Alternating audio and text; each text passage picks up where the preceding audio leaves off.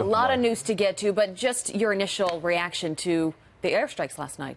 Well, I certainly support them. I'm glad that we did something that is bigger than last time. It was certainly necessary, but I question whether this is actually going to deter Assad.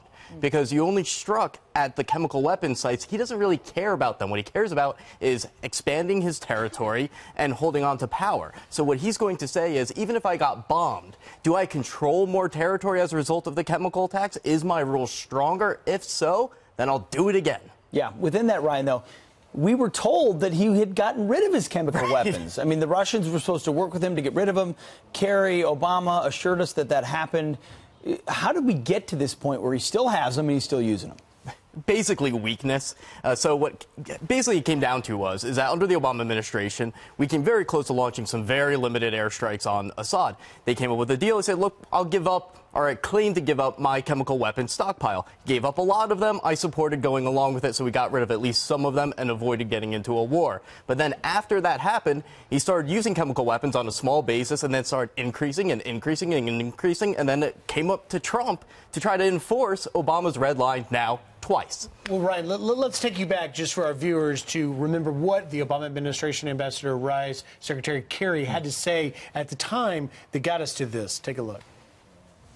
We were able to find a solution that actually removed the chemical weapons that were known from Syria in a way that the use of force would never have accomplished. Russia has been constructive in helping to remove 100% of the declared chemical weapons from Syria. People may criticize us for not having launched missiles against Assad after chemical weapons had been used. We didn't because they got rid of the chemical weapons. Right, 100%. Well, what's fascinating is that, you know, Secretary Kerry was talking in 2014 about a gamble the administration took on peace, entering a three-way deal with Russia to hold them accountable. And now here we are today, the president clearly without really any options at this point in light of this horrific attack last week. So what's next? There were consistent reports throughout that so-called disarmament process that Assad was hiding chemical weapons, lying about how much he had, certainly keeping the production facility. So if you destroy them, you can very quickly rebuild them, so it doesn't even matter that much. But even if you believe that he disarmed 100%, you have to be smart enough to know that our intelligence is not 100%. You don't say that. You don't say 100% you gave up all of it, and then you basically make an advertisement for the Assad regime, so that in the future, at a moment like now, he can come back and say, look, even you said I was innocent and you bombed me anyway, so now I really need WMD. So great point. What happens here? Russia is such a big player in all of this. I mean, they basically prop up Assad's regime, and they've continued to lie through their teeth all these years. So clearly there was a message sent from the president last night of, like, you need to make a choice.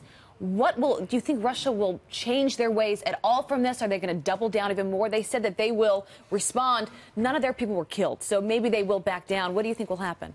As far back as I can remember, the Russians have always said World War III about everything. If you do this, it's probably World War III. So I've gotten used to the drama coming from Russia. There's a big gap between what they say to sound tough, and they'll do something small in order to make it look like they're tough and we look weak.